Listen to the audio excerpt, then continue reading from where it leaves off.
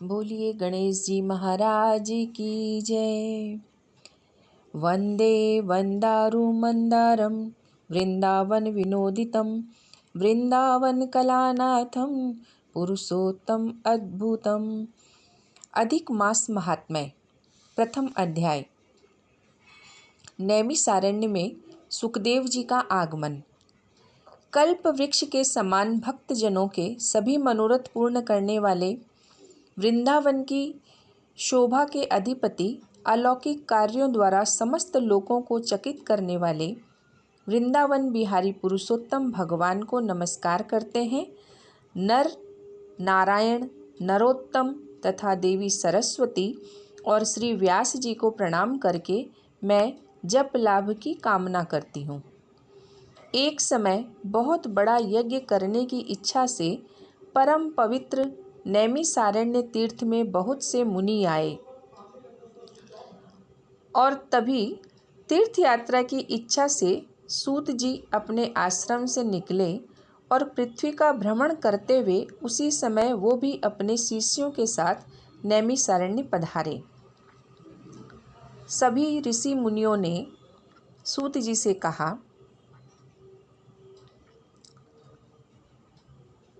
आप असार संसार में सुनने योग्य हजारों विषय हैं, परंतु उनमें श्रेयस्कर थोड़ा सा और सारभूत जो हो वह हम लोगों से कहिए।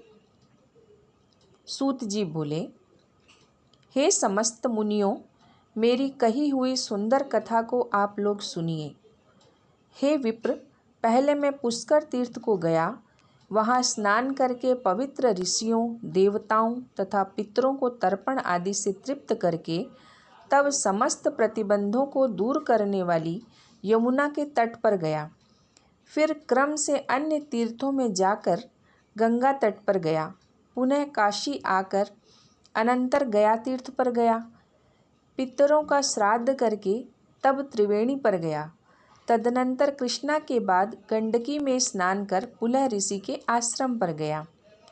फिर कृतमाला, कावेरी, निर्वंधिया, ताम्रिणिका, तापी, वेहायसी, नंद, नर्मदा, शर्मदा नदियों पर गया।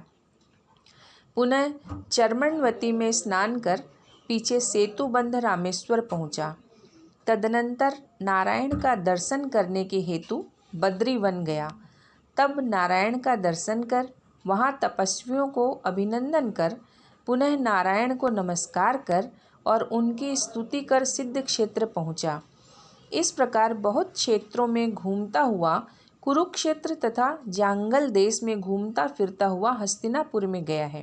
द्विजों, वहाँ यह सुना कि राजा परीक्षित राज्य का त्याग कर बहुत से ऋषि मुनियों के साथ पुण्यप्रद गंगा तीर पर गए हैं और उस गंगा तट पर बहुत से सिद्धि सिद्ध हैं।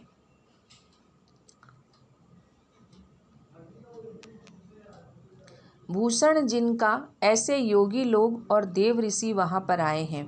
उसमें कोई निराहार, कोई वायु भक्षण कर, कोई जल पीकर, कोई पत्ते खाकर, कोई श्वास ही को आहार कर, कोई फलाहार का और कोई कोई फेन का आहार करते हैं। हे द्विजों, उस समाज में कुछ पूछने की इच्छा से हम भी गए।